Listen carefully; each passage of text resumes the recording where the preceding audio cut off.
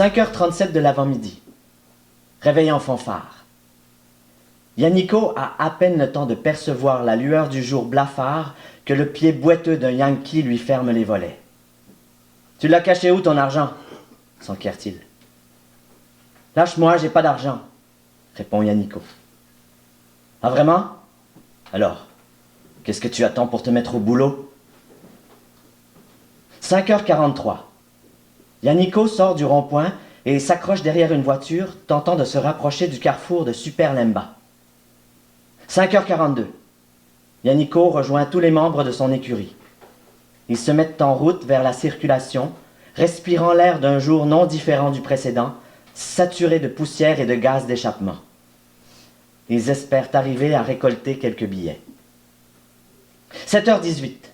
Une Mercedes-Benz GLK 350 noire, mais surtout porteuse de bonnes nouvelles, s'approche. Le lavage de vitres a porté fruit. Ils récoltent alors 1000 francs pour l'écurie. Ils reviendront plus tard dans la journée. 7h29. Ils rejoignent Benji, le leader, dans un minibus défoncé dans le carrefour de Super Lemba pour lui donner les francs. Ils auront enfin quelque chose à se mettre sous la dent. Benji interpelle alors une femme du groupe, Déborah, responsable des affaires. Elle enfile les billets dans un sac attaché à sa taille. 8h52. Déborah revient avec le festin. Elle distribue les doses. Au menu, du bombé, résidus de combustion de carburant, de fonte de teint et d'antidouleur. Complètement désinhibés par la drogue, ils ont désormais plus de courage pour commettre des vols et attaquer les gens. 8h57.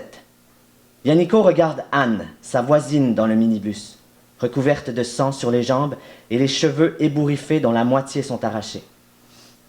Il éprouve de l'empathie et de la pitié. Benji le remarque et s'approche alors de Yannico. « Et toi, Yannico, c'est ça ?» lance-t-il. « Oui, c'est ça. »« Tu la trouves jolie, la nana ?»« De toute façon, j'ai décidé qu'aujourd'hui, ce serait ton baptême. Ça ne me fait pas peur, les sorciers. Toi aussi, tu prendras ton pied, ajoute-t-il d'un ton moqueur. Pour ma part, j'en ai pas eu assez d'elle.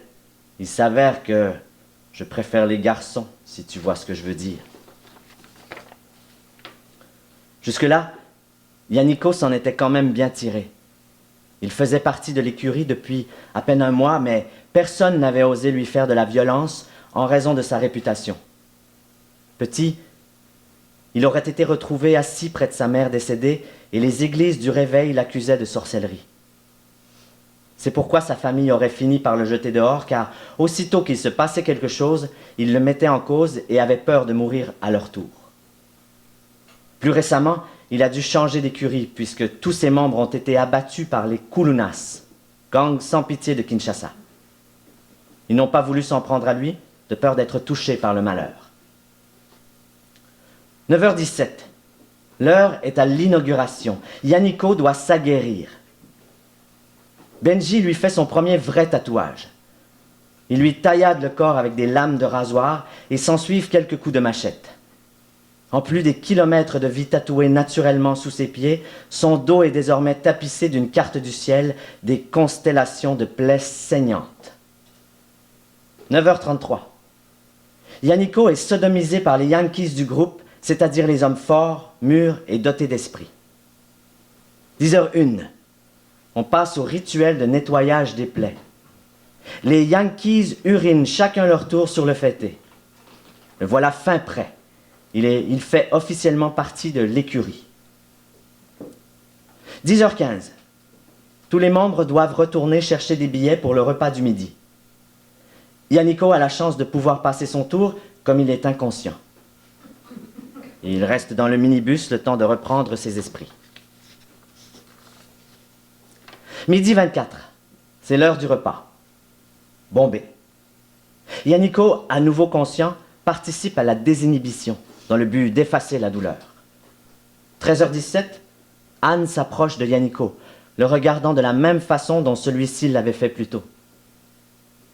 « Une balade, ça te dit ?» demande Anne. Yannico hoche la tête en signe d'approbation. 13h45. Silencieuse depuis leur départ, Anne les dirige vers une télévision dans la devanture d'un magasin d'électronique. Le foot, t'aimes ça?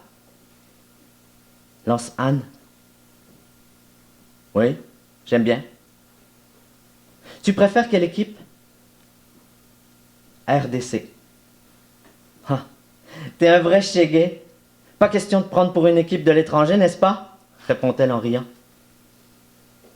Regarde, l'écran affiche 10 juillet, dit Yannico. Demain, c'est mon anniversaire. Vraiment, c'est génial. Je trouverai du 36 oiseaux, de la colle et du lotoco pour fêter ça. T'auras quel âge? J'aurai 7 ans. Mais j'aurai surtout le vertige de devoir ouvrir encore les yeux.